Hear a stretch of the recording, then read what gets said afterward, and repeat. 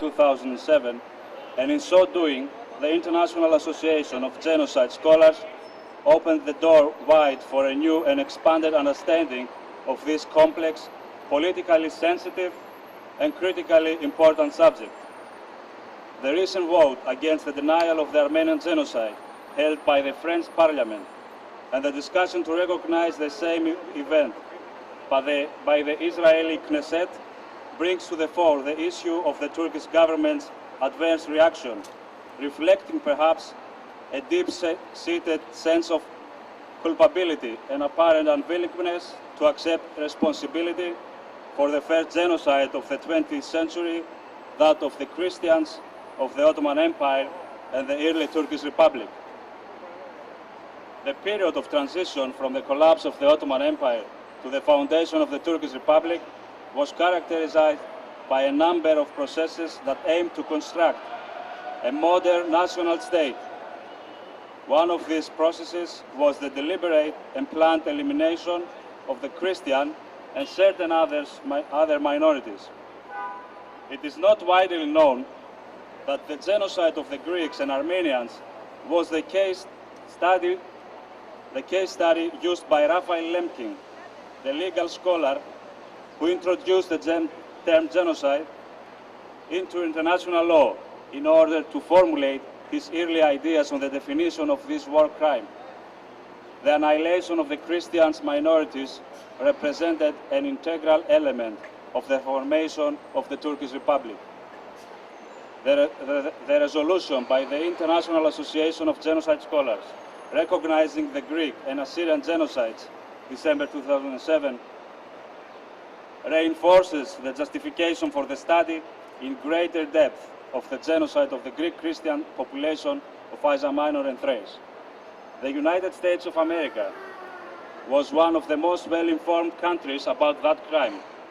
And I don't mean only the officials in the high hierarchy rank, but the people, the ordinary people as well, as the mass media of that period, namely magazines and newspapers like the Times, New York Times, the Washington Post, the Scotsman and others, had been publishing numerous articles day by day depicting these tragic events. These articles had as a result to raise a philanthropic wave here in the States, and organizations as the Near East Relief, the Red Cross, and the missionary organization such as the ABCFM offered their valuable help to those innocent victims. The aim of our struggle is not to sow unreasoning hatred. The moral bedrock of our struggle are values like democracy, reconciliation, and freedom. We don't seek for revenge and hatreds. We want a moral justification. And yes, we are strong enough to forgive the Turks for these crimes. As Gandhi said, the weak can never forgive. Forgiveness is the attribute of the strong. But in order to be able to forgive, we need Turkey ask for forgiveness. You cannot forgive someone who thinks that there is no reason to ask for forgiveness. But there is. All the archival material that we continue to publish proves them wrong. They did commit genocide against the Christians of the late Ottoman Empire, namely Greeks, Armenians, and Assyrians. And for that crime, they have to ask for forgiveness. But denying the facts, they just confirm what Professor Israel Charny wrote. Those who deny previous genocides open the way for new ones.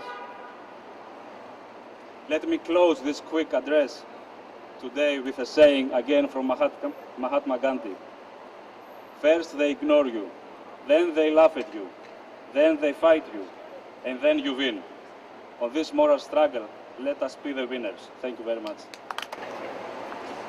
We wish to thank everybody for their attendance here today, and want to remind you that tonight there will be a memorial service at the Holy Institution of Panagia Sumela in West Milford, New Jersey. We would like for all of you to attend, please.